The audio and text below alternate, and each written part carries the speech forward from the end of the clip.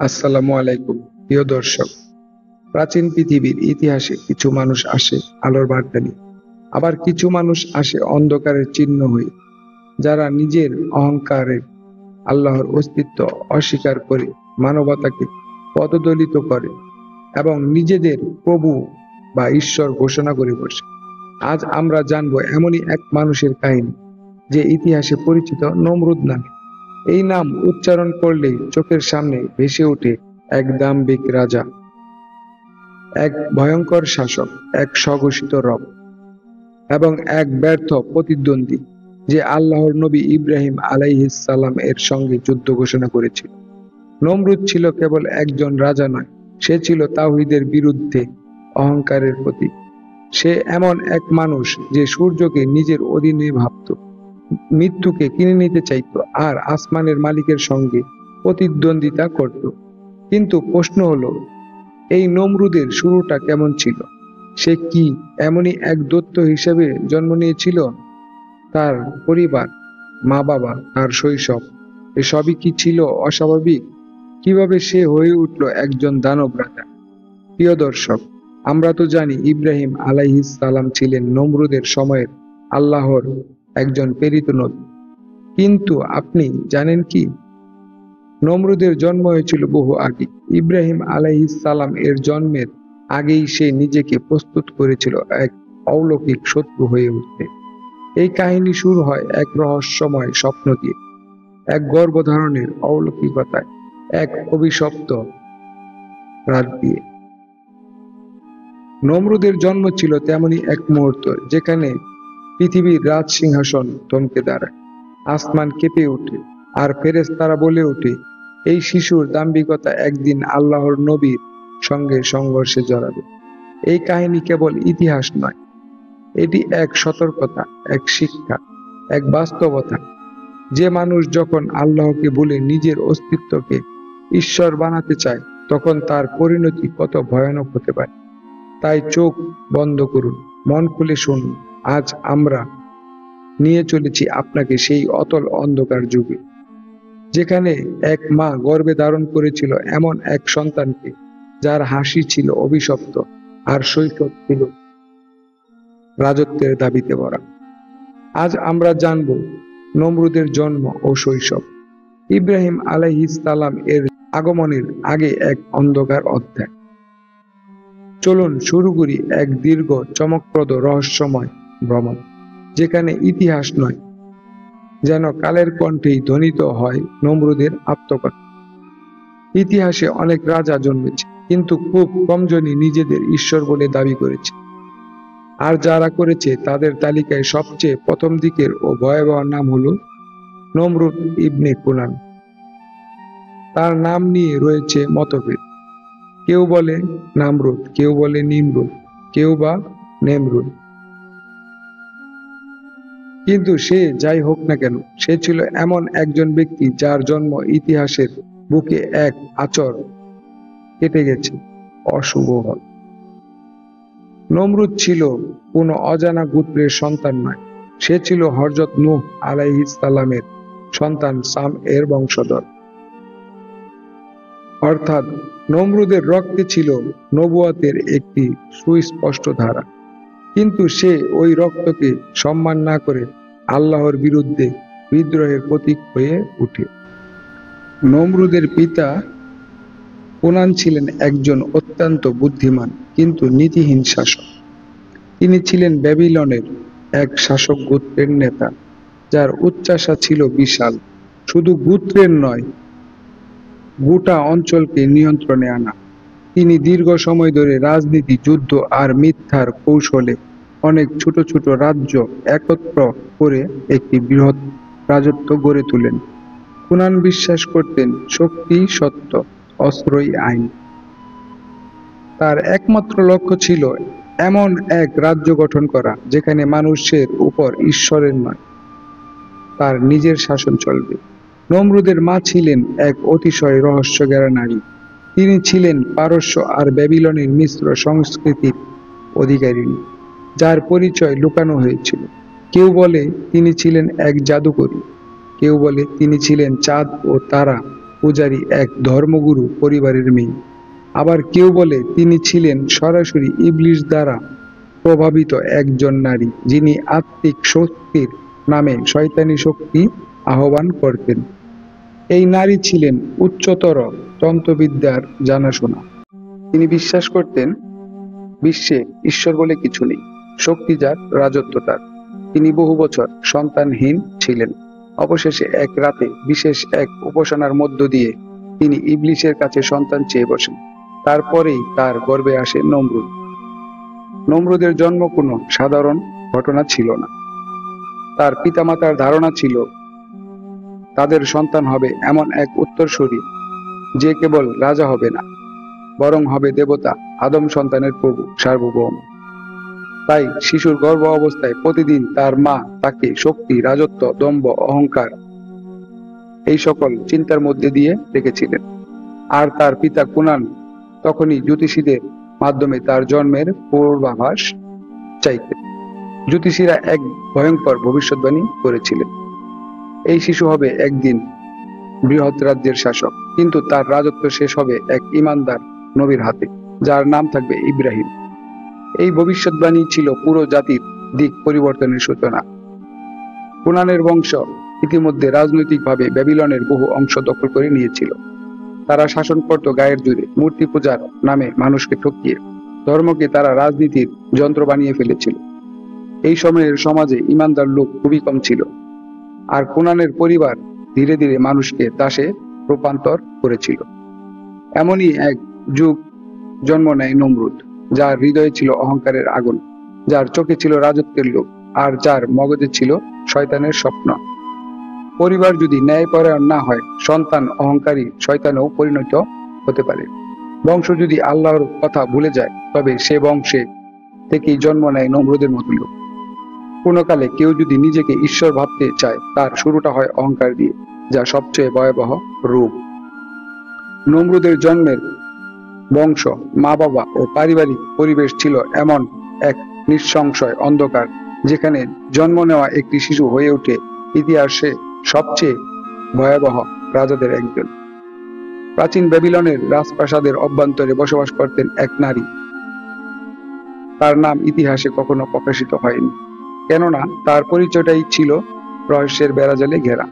কেউ তাকে বলে কালো জাদুরানী, কেউ বলে ইবলিশের বান্ধবী, আবার কেউ বলে সে ছিল এমন এক নারী যার গর্ভে জন্মেছিল দম্ভ, অহংকার এবং অবাধ্যতা।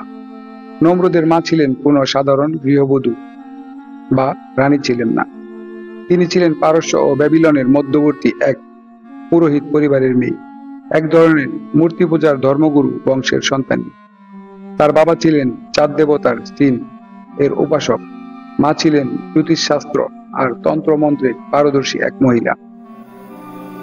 এই নারী ছিলেন ছোটবেলা থেকেই বড় হয়েছে জাদুবিদ্যা, নক্ষত্র পূজা, আকাশী শক্তি এবং আত্মিক তন্ত্র চর্চার মধ্যে। তার পরিবার বিশ্বাস করত আল্লাহ নয়, মহাশক্তি চালায় এই বিশ্বকে। এই নারীর বিয়ে হয় কুনান নামক এক শপটে ভরা যুবকের সঙ্গে, যিনি তখন ব্যাবিলনের এক শাসক গোষ্ঠীর নেতা। সন্তান না হওয়া এবং গভীর হতাশা। বিয়ের পর বহু বছর কেটে যায়, কিন্তু সন্তান হয় না। এ নিয়ে রাজপরিবারে উদ্বেগ সৃষ্টি হয়, কারণ কুনান চায় তার এক উত্তরসূরি যে তার রাজত্ব চালাবে। তখন এই নারী, নমরুদের মা, শুরু করেন আত্মিক সাধনা। তবে সেটা আল্লাহর কাছে নয়, বরং তান্ত্রিক শক্তির কাছে। এক রাতে বলা হয়, সে এক নির্জন ঘরে গিয়ে কপালে কালো চন্দনের ফোঁটা দিয়ে এক বিশেষ আরাধনায় বসে। সে আহ্বান করে এক সত্তাকে, যে ছিল ইবলিশের অন্যতম শয়তানি প্রতিনিধি। সে বলে, আমাকে দাও এমন এক সন্তান যে হবে রাজার রাজা, যার সামনে কেউ টিকবে না, এমনকি যে আকাশের দিকেও প্রশ্ন ছুড়বে। এই আহ্বানের পর সে অচেতন হয়ে পড়ে, আর সেই রাতেই গর্ভে আসে এক অলৌকিক প্রাণ, যার নাম হবে নমরুদ। নমরুদের মা যখন গর্ভবতী হলেন, তখন থেকেই তার একের পর এক অদ্ভুত ঘটনা ঘটতে থাকে। তার শরীর প্রচন্ড উত্তপ্ত থাকত। চাঁদ ও সূর্য দেখলে তিনি উত্তেজিত হয়ে পড়তেন। তিনি প্রায়ই রাত্রে হঠাৎ উঠে চিৎকার করতেন, আমার পেটের সন্তান আগুন চায়, শক্তি চায়, রক্ত চায়। আলেমরা বলেন এই সন্তান ছিল এমন এক আত্মিক হস্তক্ষেপে গঠিত যেখানে আল্লাহর হিকমত ছিল। এই অহংকারী পাপী একদিন তাওহীদের ঝড়ের সামনে দাঁড়াবে। তখনই মানুষ বুঝবে কে সত্য কে মিথ্যা। নমরুদের মা এক রাতে এক ভয়ঙ্কর স্বপ্ন দেখেন। তিনি দেখেন তার গর্ভে আগুন জ্বলছে। সেই আগুন থেকে বেরিয়ে আসছে এক শিশু। শিশুটি আকাশে চিৎকার করে বলে, আমি হব ঈশ্বর, আমি হব মালিক, আমি করব হুকুম। এরপর সে একটি দীপ্তমান নক্ষত্রকে আঘাত করে ভেঙে ফেলে। তারপর সে আগুনে এক সাদা পাখি ঢুকে পড়ে আর শিশুটিকে দংশন করে। ঘুম থেকে উঠে নমরুদের মা কাঁপতে কাঁপতে বলেন, আমার সন্তান সাধারণ কেউ নয়, সে হয় রাজা হবে, না হয় ধ্বংস হয়ে যাবে এক মহাশক্তির হাতে। তখন রাজপরিবার ডেকে আনে জ্যোতিষী, পুরোহিত ও জাদুকরদের। তারা বলে এই সন্তান সৃষ্টির জন্য আশীর্বাদ নয়, অভিশাপও নয়, সে এক বিপর্যয়, সে এক ভয়ঙ্কর কাল যার আগমনে পৃথিবী কাঁপবে।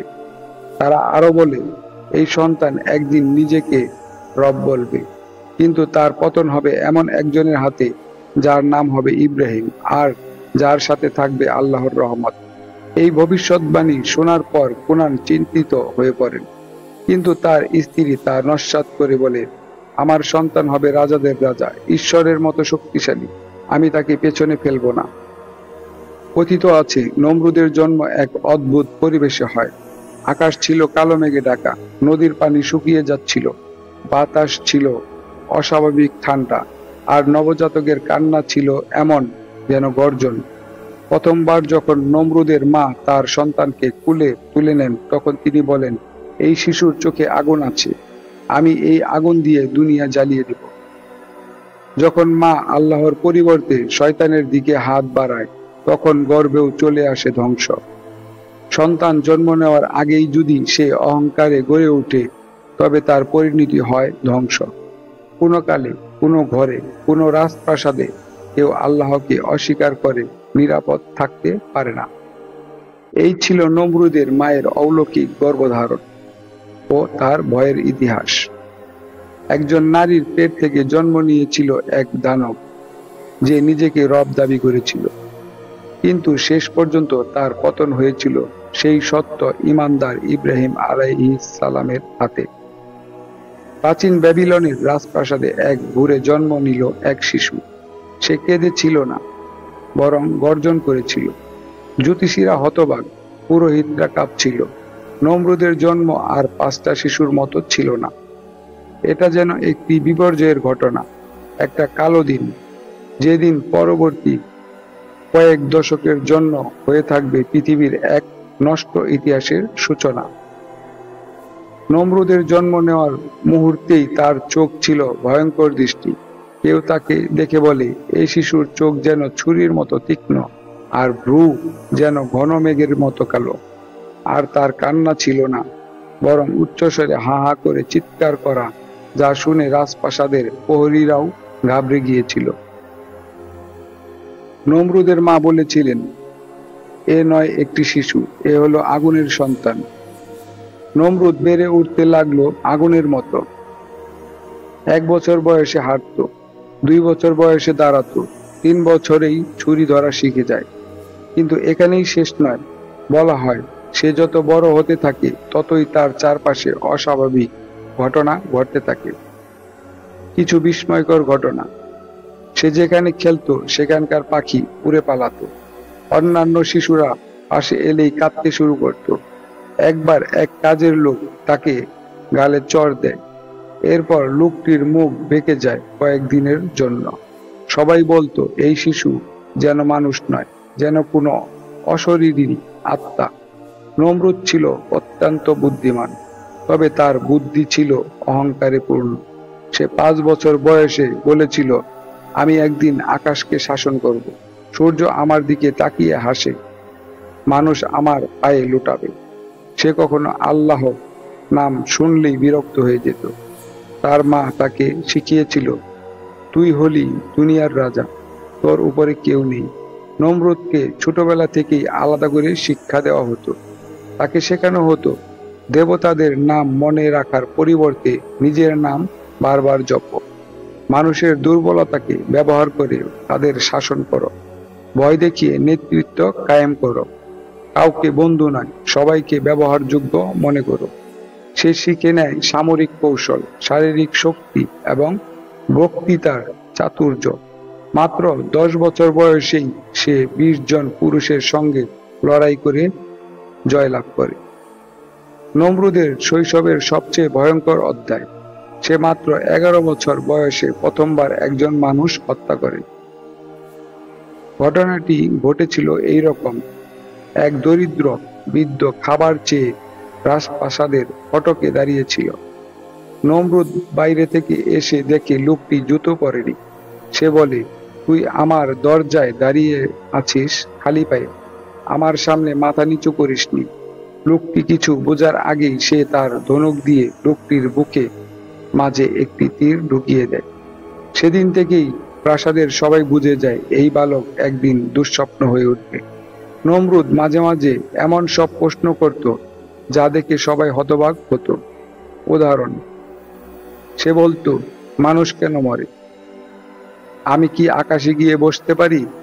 আল্লাহ যদি থাকে তাহলে আমাকে কেন কেউ থামাতে পারে না? এগুলো শুধু প্রশ্ন ছিল না, এসব ছিল তার অহংকারের বহিঃপ্রকাশ। সে বিশ্বাস করত সে একজন ভিন্ন জাতের মানুষ, যার রক্তে নেই সীমাবদ্ধতা। নমরুদের বয়স যখন 12, তখন এক বিখ্যাত জ্যোতিষী রাজদরবারে আসে। সে বলে, এই যুবক ভয়ানক বুদ্ধিমান, তবে তার পতন হবে ইমানদার এক লোকের হাতে, যে সত্য ও সহানুভূতির বার্তা নিয়ে আসবে।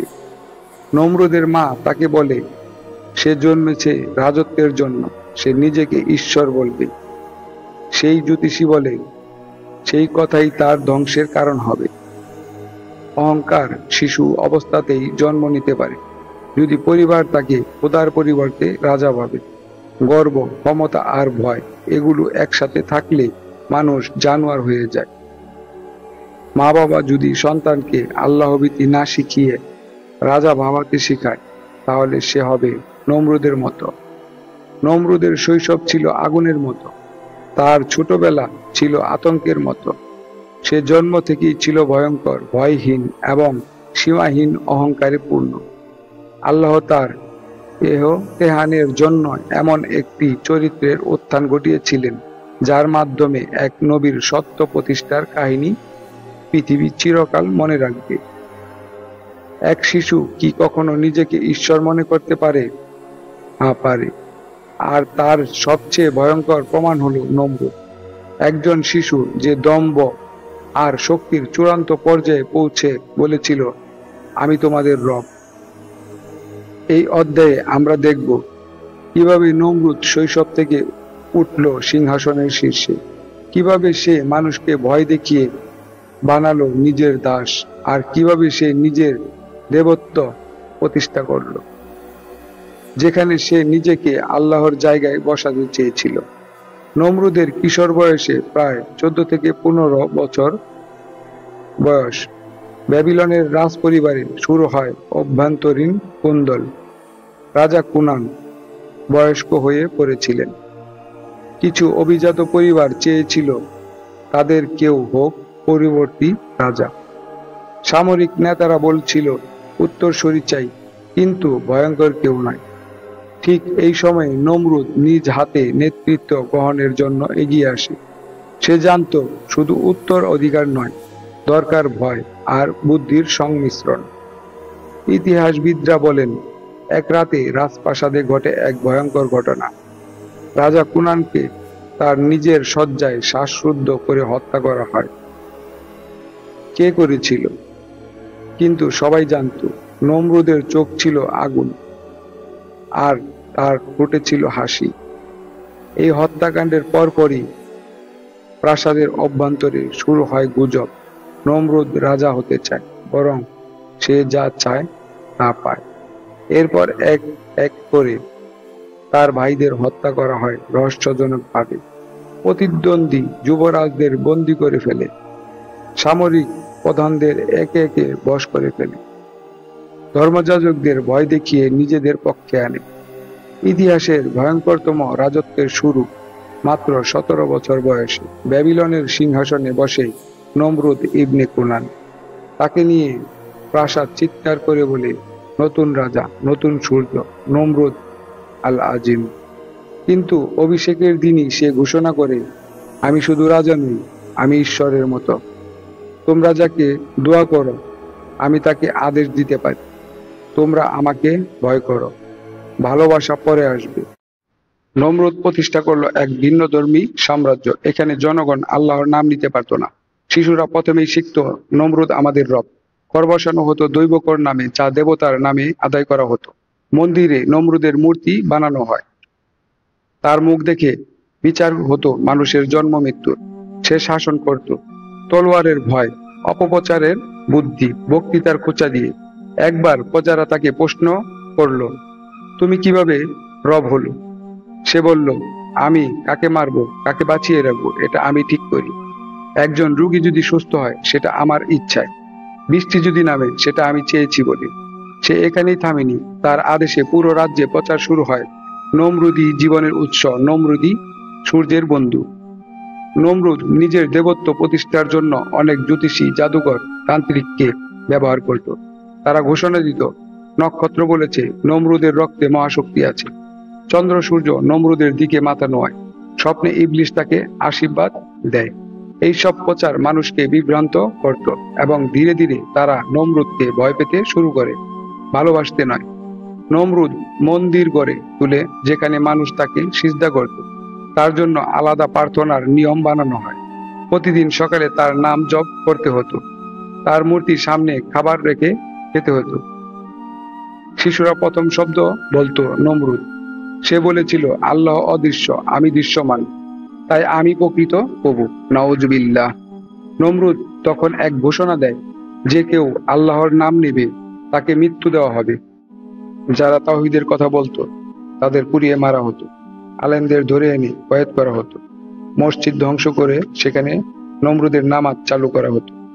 এভাবে তার শাসন হয়ে ওঠে আল্লাহ বিরোধী এক দানবিক রাজত্ব। ক্ষমতা যখন অহংকারের হাতে পড়ে, তখন মানুষ নিজের সীমা ভুলে ঈশ্বর হতে চায়। নমরুদের মতো শাসকরা আল্লাহর চ্যালেঞ্জ করে, কিন্তু শেষ পর্যন্ত ধ্বংস হয়ে যায়। দুনিয়ায় যত বড় রাজা হোক না কেন, সে আখিরাতে আল্লাহর সামনে দাঁড়াতে বাধ্য। নমরুদ এখন রাজা নয়, নিজেকে রব দাবি করে। সে চায় মানুষ তার সামনে মাথা নোয়াক। সে জানে না এক নবীর আগমন হতে চলেছে, যিনি আসবেন তার দম্ভ ভাঙতে, যিনি দেখাবে আল্লাহ ছাড়া কেউ রব হতে পারে না। নমরুদের রাজত্বে সবকিছুই ছিল নিঃশব্দ, চাপা আতঙ্কে পরিণত। লোকজন মাথা নিচু করে হাঁটত, যেন আকাশের দিকে তাকানোও নিষেধ। নমরুদ ছিল আত্মবিশ্বাসে ভরপুর, নিজেকে ঈশ্বর দাবি করত অহংকারে। কিন্তু ঠিক তখনই আকাশে একটি উল্কা পড়ে। জ্যোতিষীরা হিসাব মেলাতে পারে না। একজন বৃদ্ধ জ্যোতিষী কাঁপতে কাঁপতে বলে, রাজা, একটা শিশু জন্ম নিচ্ছে যে তোমার রাজত্ব ধ্বংস করবে। এই শিশু আর কেউ নয়, ইব্রাহিম আলাইহিস সালাম। নমরুদের রাজপ্রাসাদে একদিন ডাকা হয় বিখ্যাত সব জ্যোতিষী, তারকারাজ বিশেষজ্ঞদের। তারা বলে, আমরা এক অদ্ভুত তারা দেখেছি, যেটা বলে দিচ্ছে খুব শীঘ্রই এক শিশুর জন্ম হবে, যে নমরুদের পতনের কারণ হবে। নমরুদ রক্ত ঠান্ডা হয়ে আসে। সে জিজ্ঞেস করে, কবে, কোথায়? তারা বলে, এবছরই এই রাজ্যে একজন শিশু জন্মাবে। সে বিশ্বাস আনবে, সে তোমাকে অস্বীকার করবে। তার ঈশ্বর এক এবং তিনি অদৃশ্য। নমরুদের হুকুম, গর্ভবতী নারীদের হত্যা শুরু। শুধু শোনা কথায় নমরুদ তাড়াহুড়া করে এক ভয়ঙ্কর আদেশ দেয়, এবছর যত নারী গর্ভবতী হয়েছে সবাইকে খুঁজে বের করে হত্যা করো। শত শত গর্ভবতী নারীকে হত্যা করা হয়, সদ্য জন্ম নেওয়া শিশুদের হত্যা করা হয়। কিছু পরিবার পাহাড়ে লুকিয়ে পড়ে। শহর জুড়ে কান্না আর আতঙ্ক ছড়িয়ে পড়ে। মানুষ জানতো এটা ফিরাউন সুলভ আদেশ, কিন্তু কেউ কিছু বলতে পারতো না, কারণ নমরুদের সামনে কথা বলার মানে মৃত্যু নিশ্চিত। এই পরিস্থিতির মধ্যেই একজন সাহসী নারী গর্ভে ধারণ করলেন নবী ইব্রাহিম আলাইহিস সালামকে। তার নাম ছিল আমিলা বা আসিয়া। ইতিহাসবিদদের মধ্যে মতভেদ রয়েছে। তিনি জানতেন, যদি কেউ জানে তিনি গর্ভবতী, তাহলে তার এবং শিশুর মৃত্যু নিশ্চিত। তাই তিনি পাহাড়ের এক গুহায় গিয়ে আল্লাহর উপর ভরসা করে লুকিয়ে থাকলেন। কোনো ধাত্রী ছিল না, চিকিৎসক ছিল না, শুধু তিনি আর তার ঈমান আর তার গর্বের এক আশীর্বাদ। ইতিহাসে বলা হয়, নবী ইব্রাহিম আলাইহিস সালাম এর জন্ম হয় গোপনে, নির্জন এক গুহায়, কোনো মানুষের সাহায্য ছাড়াই। জন্মের পর তার মা দেখে শিশুটি কাঁদছে না, বরং হাসছে, যেন সে জানে তার উপর রয়েছে আল্লাহর রহমত। গুহার দেয়াল থেকে দুধ প্রবাহিত হচ্ছিল। আর কিছুদিন পর গুহার মুখে খেজুর গাছ জন্মে। মা ছেলে সেখানেই কয়েক মাস গোপনে জীবনযাপন করে। ইব্রাহিম আলাইহিস সালাম শৈশব ছিল আশ্চর্যজনক। তিনি অন্য শিশুদের মতো কান্নাকাটি করতেন না। তার চোখ ছিল গভীর, যেন একজন চিন্তাবিদ।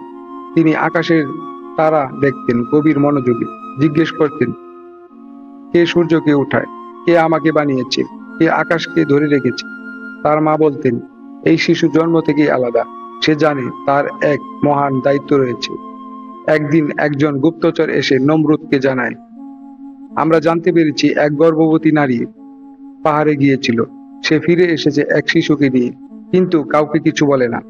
নমরুদের চোখ রক্তবর্ণ হয়ে যায়। সে চিৎকার করে বলে, সেই শিশুই আমার শত্রু, আমি তাকে খুঁজে বের করব, তাকে আগুনে ফেলে দেব। এভাবে ইব্রাহিম আলাইহিস সালাম এর জীবনের প্রথম শত্রু হয়ে দাঁড়ায়। নমরুদ, যিনি নিজেকে রব দাবি করতেন।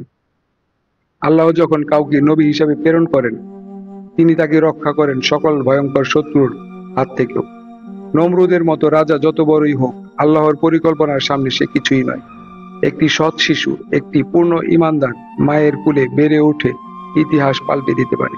ইব্রাহিম আলাইহিস সালাম জন্ম নিলেন আল্লাহর কুদরতে, নমরুদের ভয়ে, কিন্তু ঈমানের আলো নিয়ে। তিনি জন্মেছেন রাজাকে চ্যালেঞ্জ করার জন্য, মানব জাতিকে সত্যের পথে ফেরাতে, আর ঘোষণা দিতে, আল্লাহ আমার রব, তোমারও। এই ইতিহাস আমাদের এই শিক্ষাই দেয়, যখন কোনো মানুষ আল্লাহর জায়গা নিতে চায়, যখন কেউ বলে আমি তোমাদের রব, তখন আকাশ কাঁদে না, বরং সাবধান করে দেয় যে শীঘ্রই ধ্বংস আসছে। নমরুদ জন্মেছিল এক দুর্ভেদ্য শক্তির পরিবেশে। তাকে ছোটবেলা থেকেই শেখানো হয়েছিল সে সাধারণ কেউ নয়, বরং বিধাতার প্রতিনিধি।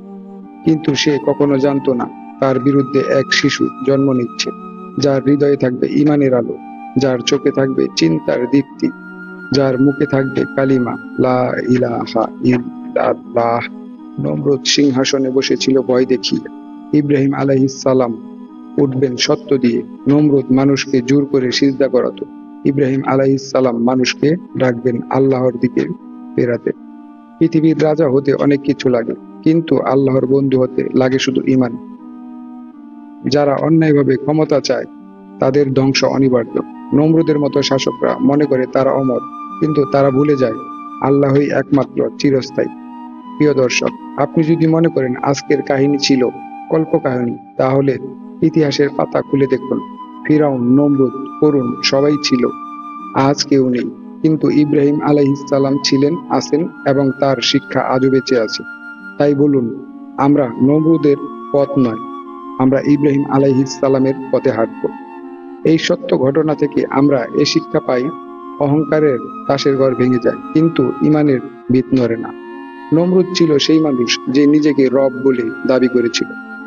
তার হাজার হাজার সৈন্য, রাজপ্রাসাদ, অস্ত্র, ধন সম্পদ ছিল, কিন্তু শেষ পর্যন্ত ইতিহাস তাকে ধুলোর সাথে মিশিয়ে দিয়েছে।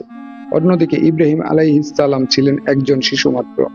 নেই রাজ্য, নেই সৈন্য, নেই প্রাসাদ, কিন্তু তার ছিল একটাই শক্তি, আল্লাহর প্রতি অটল ঈমান। যার অন্তরে চিন্তার আলো জ্বলে, সে সত্য খুঁজে পায়। ইব্রাহিম আলাইহিস সালাম ছোটবেলা থেকেই প্রশ্ন করতেন, চিন্তা করতেন, তারকারাজ, সূর্য, চাঁদ সব দেখতে এবং বলতেন, এগুলো আমার রব নয়। চিন্তা করাই ঈমানের প্রথম ধাপ। চিন্তা যদি হয় সততার সাথে, তাহলে গন্তব্য একটাই, আল্লাহ। ইতিহাস সবসময় এটাই বলে, মহানায়করা ছোট থেকে আলাদা হয়। ইব্রাহিম আলাইহিস সালামের শৈশবেই বোঝা গিয়েছিল তিনি ভিন্ন। তার চোখ, আচরণ, দৃষ্টিভঙ্গি সবই ছিল সাধারণের চেয়ে আলাদা। আজকের শিশুদের মাঝে লুকিয়ে আছে আগামীর নেতা। তাদের ভালোবাসা দিন, ইসলাম আদর্শে গড়ে তুলুন। নমরুদ শত চেষ্টা করেও ইব্রাহিম আলাইহিস সালাম এর জন্ম রোধ করতে পারেনি, কারণ আল্লাহর পরিকল্পনা ছিল এই শিশুই হবে মূর্তি পূজার বিরুদ্ধে সবচেয়ে বড় বিপ্লবী। সত্যকে কেউ দমন করতে পারেন যদি আপনি তা ধারণ করেন সাহস আর ধৈর্যের সাথে। ইব্রাহিম আলাইহিস সালাম এর জীবন শুরু হয়েছিল অন্ধকার যুগে, যেখানে সবাই মূর্তি পূজাকে সেজদা করত, রাজাকে রব বলতো, কিন্তু আল্লাহর কুদরতে তার হাতে জ্বলে উঠল তাওহীদের আলো।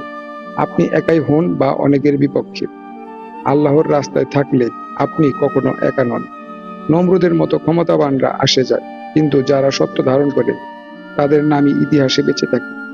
প্রিয় ভাই ও বোনেরা, ইতিহাসের এই মহান কাহিনী শুধু শোনার জন্য নয়, এটা শেখার এবং নিজের জীবনে বাস্তবায়নের জন্য। আপনি কি নমরুদের মতো অহংকারে বাঁচবেন, নাকি ইব্রাহিম আলাইহিস সালামের মতো সাহসিকতায় ও সত্যে বাঁচবেন? পছন্দ আপনার, ফলাফল চিরস্থায়ী। যাই হোক, প্রিয় দর্শক, আপনার দেখা, শোনা, শেখাই আমাদের পথ চলার প্রেরণা। আপনি যদি চান এই ধরনের ইসলামিক ইতিহাস আরো ছড়িয়ে পড়ুক, তাহলে আমাদের চ্যানেলটি সাবস্ক্রাইব করুন, লাইক দিন এবং শেয়ার করুন আপনার প্রিয়জনদের সাথে। আপনার একটি ক্লিক কারো হেদায়েতের দ্বার খুলে দিতে পারে। এই কাহিনীর মতো আরো অসংখ্য অজানা ইতিহাস অপেক্ষা করছে আপনার জানার জন্য। আরো জানতে থাকুন, শুনতে থাকুন, যুক্ত থাকুন ইসলামের আলোকে, অজানাকে জানার এই যাত্রায়। সত্যকে ছড়িয়ে দিন, ইমানকে বাঁচিয়ে রাখুন। সাবস্ক্রাইব করে পাশে থাকুন।